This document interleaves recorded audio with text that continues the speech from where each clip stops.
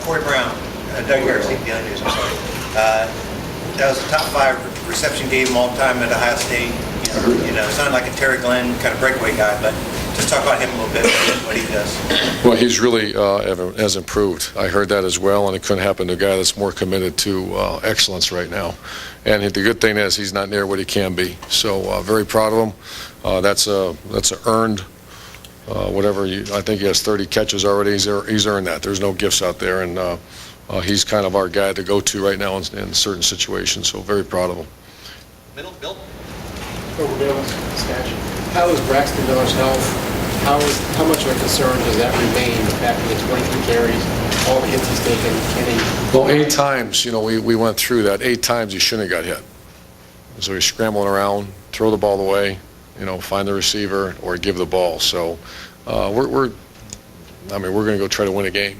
And Braxton's our quarterback and our best player, our best a guy with the ball in his hands. So that's always been a big concern. It was when anytime you have your quarterback involved but that's he's a gifted guy and he's got to help us win. Without Braxton Miller, I don't think we're 5-0. Matter of fact, I think everybody in this room would agree. I know we're not 5-0. And so our job is to get to 6-0. He's good. He's sore. He got whacked a little bit. It's good defense he won. Tim? Yeah, talk about Jordan Hall a bit. What's his update? Jordan Hall's got PCL ligament partial tear. It's going to be a week to week. I'm going to see more about him today. He didn't practice yesterday. I just hate to see that because here's a kid that just worked his tail off. It was harder working guys we had in the offseason, so we'll just evaluate that. So he would not play this week for sure?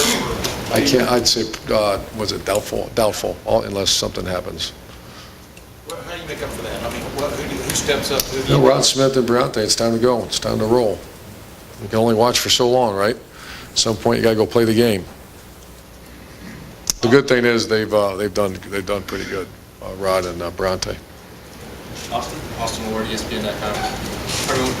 We hear so much about the no huddle and up tempo that you guys want to do. Is it difficult to change gears when you get into a 4-minute situation? You're so used to going fast the rest of the game. No, we're not what we want to be.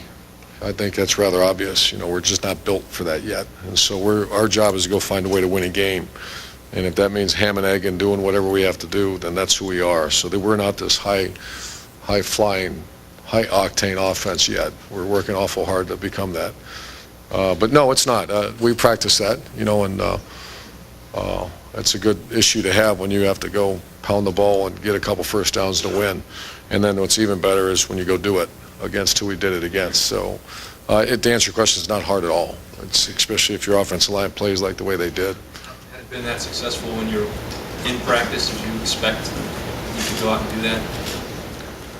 Well, that's a great question. I never even thought about it. I didn't. When I saw the time on the clock, I thought we were going to have to punt that ball, and that's not disrespect to our players. It's just I know the way that game goes, and everybody watching that ball game knew we were going to run the ball. It helps to have a quarterback get you one of them. Almost came out the other end of it. And then Carlos Hyde is great to have him back. He's still not 100%, but he's going to be real close to 100% this week, and he's a very good player. Back left, Matt. Matt McCoy, WTVN. Braxton, with the way you talked after the game, his toughness, how does he grade out in a game like that where he did so much for you, yet he has 3 turnovers? And how do you, I guess, what's your message to him after a performance like that? I love you to death. Take care of the football and keep going. I do. I love him. He's I know he gets a lot of recognition. I guess I don't follow a whole lot of it, but that is one tough football player. He's a tough guy, and he's a competitor. Is he perfect? No, he's so far from perfect, and so are all of we. So I like to fight for him because the good thing is when you do turn it over, that's 3 times inside their area. But man, does he go hard. And when it's time to go make a play to win that game, and he's only a sophomore, and he's started whatever game he started, he's getting so much better than he's been. So very pleased with him. And guy gets that hit that many times, guy runs that hard. I'd rather him on the interception. He should have just dished it out in the flat. He had another one where he should have held on to it longer, and he got rid of it too soon. And then the fumble where he jammed his knee, that was right in front of me. And jam your knee, but just hold on to the ball, and then we'll get you fixed after that. I'm just kidding, of course. Is his competitive nature why, because you mentioned he got hit a few more times than he needed to. Yeah. Does that work against him in that? At times he's had great success his entire career. I don't know. I do know his high school career. I know his high school coach very well. Excellent coach. Jay is, we talked about him at great length. I went and visited his school in January because I wanted to find out more about Braxton and who he is, what he stands for, because he's hard to read. Has a great gift of humility that is almost non-existent in major college football. And he got away. He's a better athlete than most people that he goes against, and that's. I heard that can be a curse. No, that's never a curse. It's just something you have to coach through. Rusty? Rusty Miller, AP. How difficult is it from a coaching standpoint that you're coming off the first road game and you got to get the young guys through that? You're playing a good team. Now you come back and you're playing another really good team, and they're still kind of high from what they did last week. Well, it's better than the alternative. I mean, get your butt kicked and have to come back and regroup. So Lou Holtz once said it, and we still live this way. You coach your team really hard when you win.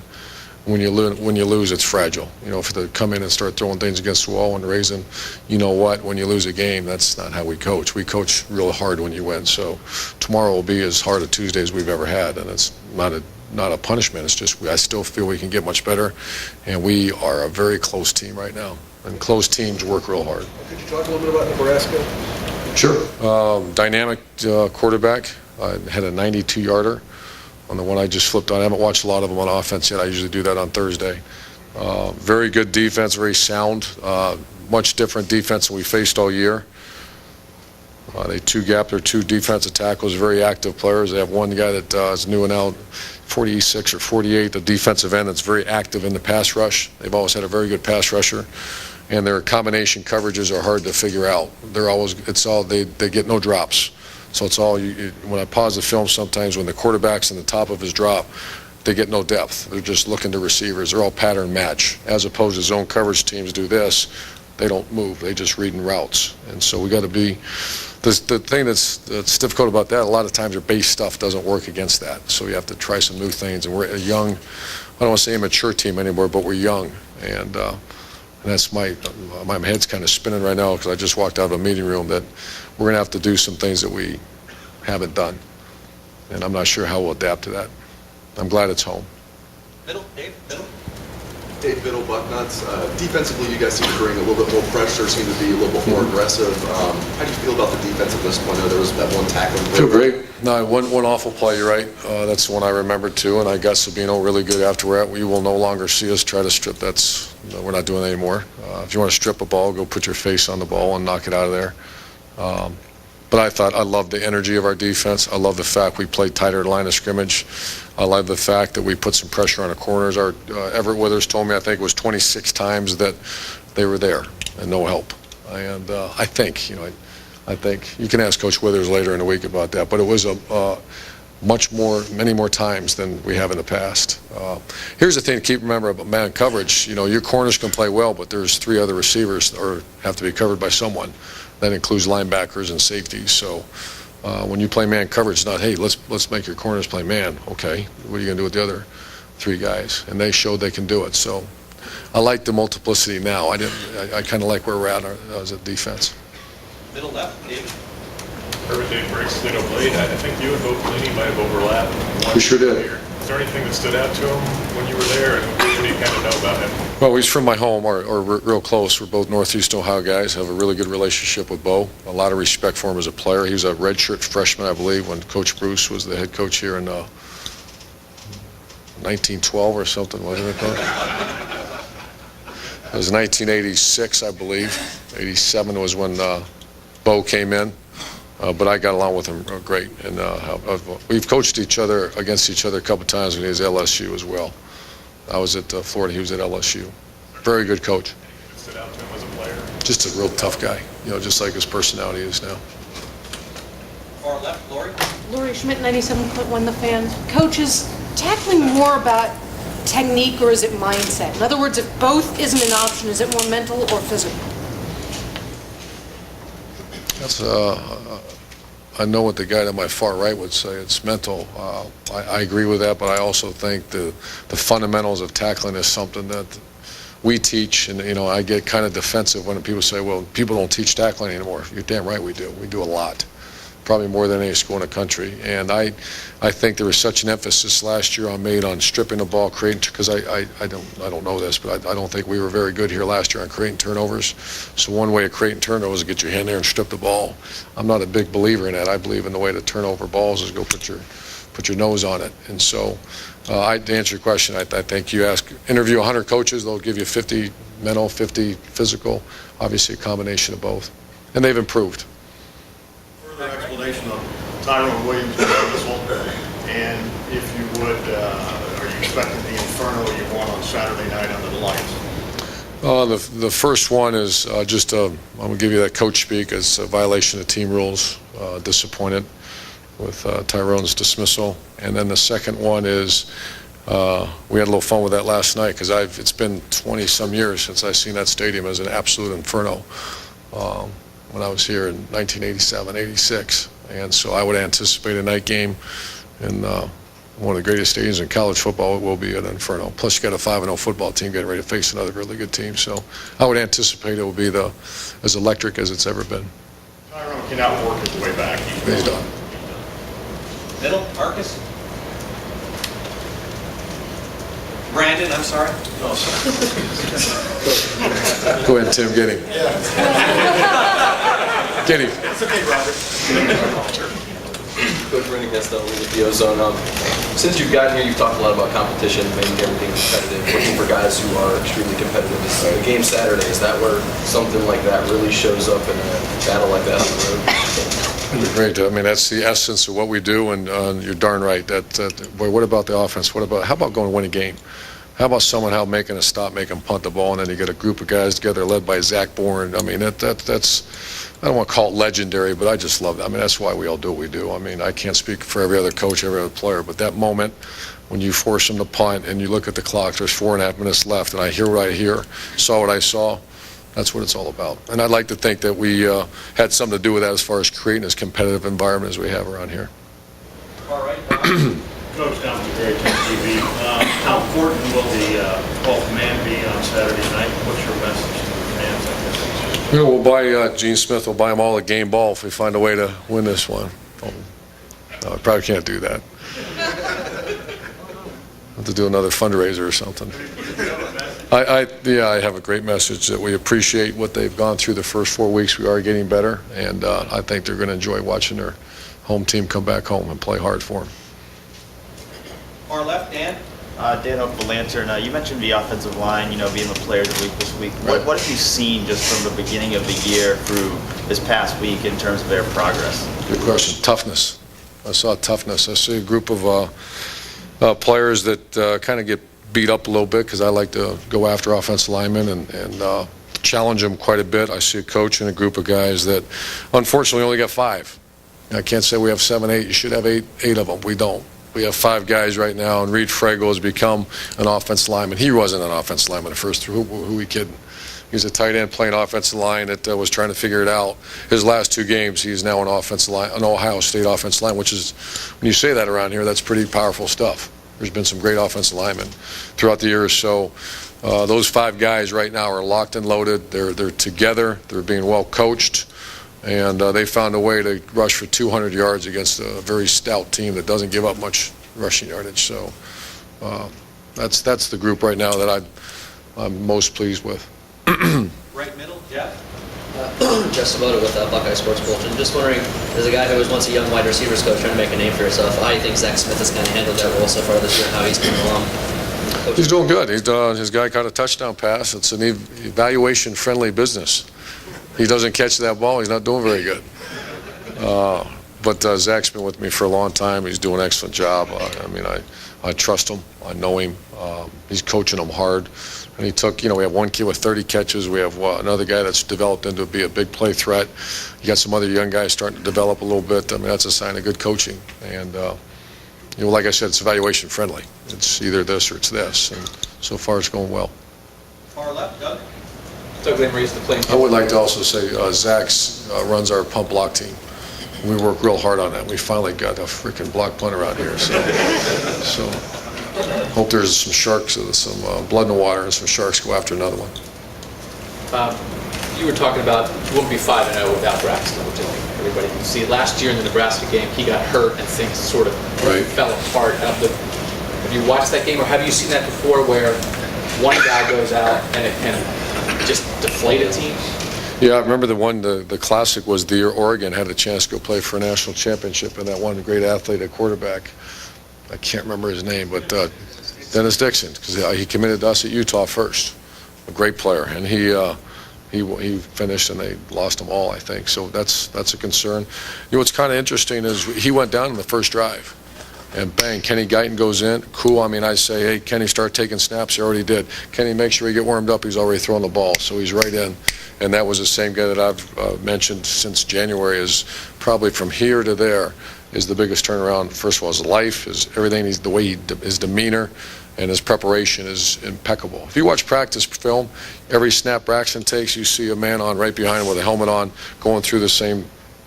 Only he's not under center. He's right behind him, doing the same stuff, and that's Kenny Guyton. So I don't think Kenny's as good as Braxton. I mean, that's not. If he was, he'd be playing.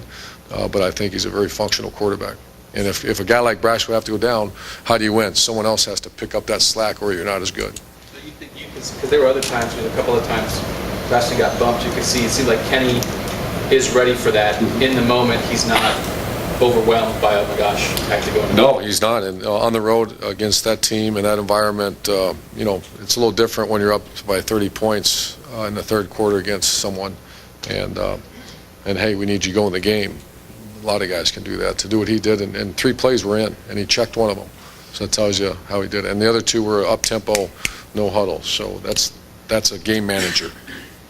Middle left, Jared. Jared Small, NBC4. My curiosity is about every day in practice your defense goes against one of the best running threat quarterbacks in America. How does that prepare them to play a guy like Taylor Martinez? Is that an easy transition, or maybe are they different? I think both defenses will not be shocked by the speed because they've seen it in practice. You mostly do that in training camp, and you do that in spring football. This time of year, it's all against scout squad. So I'm going to have to make a decision how we get that. Last week, we put Rod Smith and Briante down there to simulate the big power running game that they were going to face. We have to figure out who's going to be that athlete that I can. Obviously, I'm not going to send them Braxton Miller for scout team purposes, but we have to find a guy. So to answer your question, it does. But, I mean, at the bottom line, you still got to get him on the ground. Far left, Dave. Coach Dave, that's old 610 WTVN. You described that last series defensively and then offensively as legendary. I wonder if that contributed to your own reaction after the game. A lot of smiles, a lot of hugs. You seem to be overly excited about that one, maybe even more than your first one here.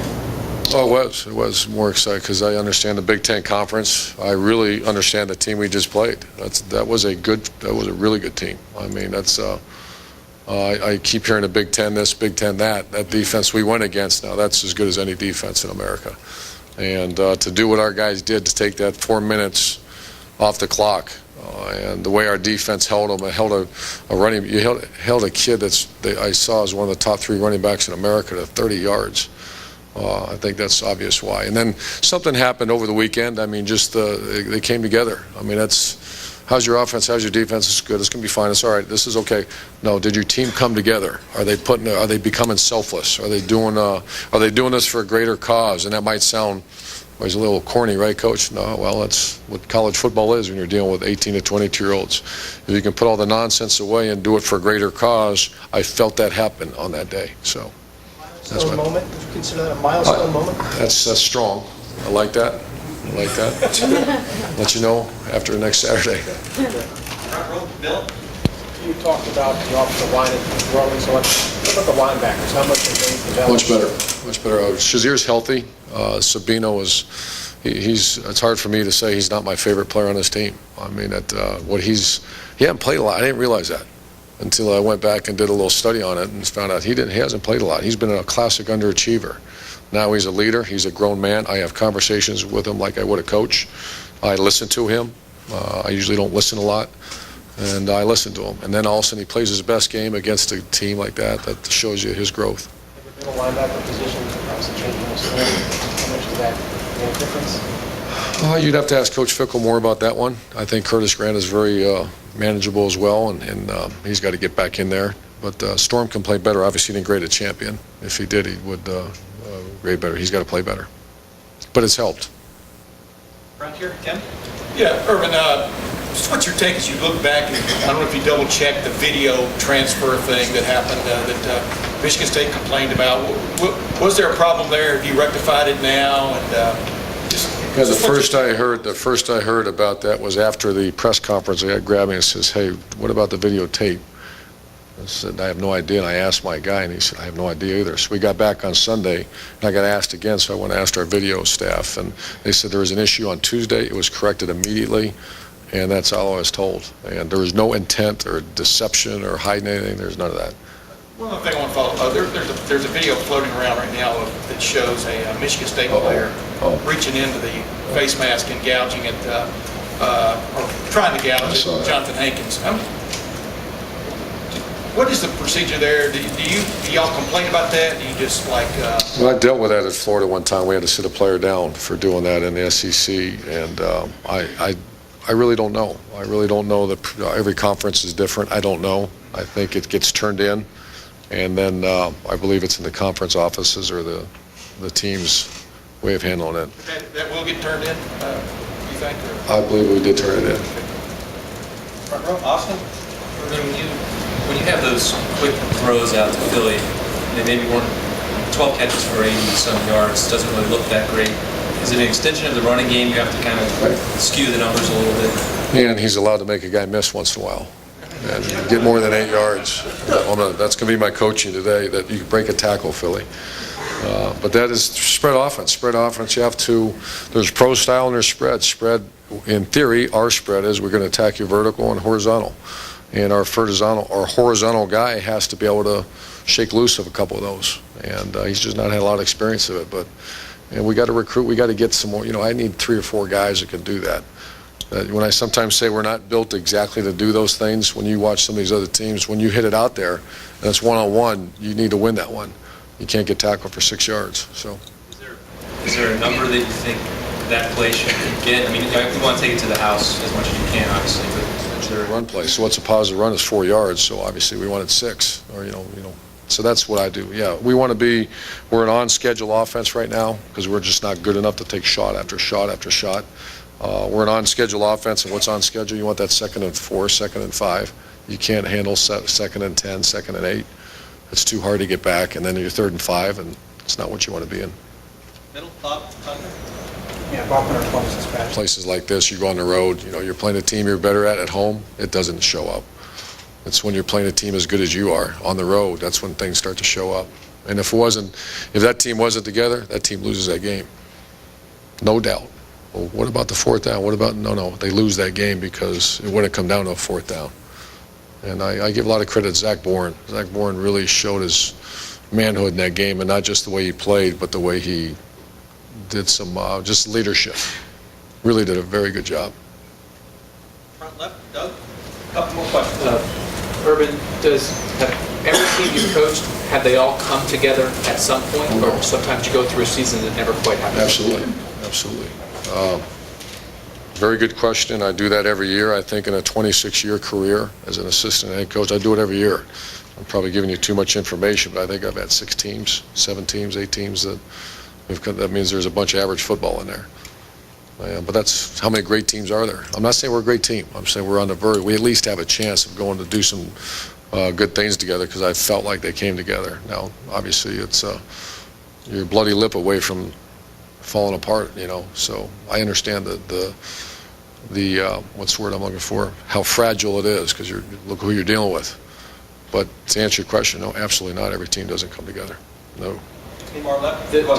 The play when Carlos hit the guy in the punt, you looked very upset on the field. I shouldn't do that. What made you say that? Well, I thought they called it a fair catch. I thought they were going to say it's interference with a fair catch, and it was not. It was a correct call. The Big Ten, he's obviously Carlos doesn't have a lot of tackling experience. and he went too high. But so that's why. Far left, Lori.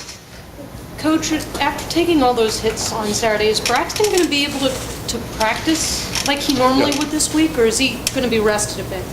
Well, he didn't do much yesterday. We run him pretty good yesterday. He's a little sore, but there's, you're dealing with Reed Fragel's sore. We had about 6 guys that are kind of off to the side, and Braxton right now doesn't need a lot of conditioning. I mean, his stamina is pretty good. You just need to get him healthy. But to answer your question, he'll practice fine. Last question, middle. Brandon. I just wanted to ask about the status of C.J. Barnett this week. I think, I got a thumbs up yesterday, so I'll know more. I'll let you know. I'd say probable at this point. Going against that kind of offense, you said the defense was better suited for the Michigan State type offense. How do you feel about them going against this kind of offense? I said that they're better suited. Last week you said they were. Yeah, I probably agree with that. All the bubbles and all that, where they spread receivers way out there and throw little bubble screens. I'm not sure. I think we're better now because we have more stuff in for that. But this is a tough one. This is a dynamic offense. The one thing when you make a mistake and it's an 8-yard gain, this one's a mistake and it's an 80-yard gain. That's the difference that I see with Nebraska's offense. Thank you, guys.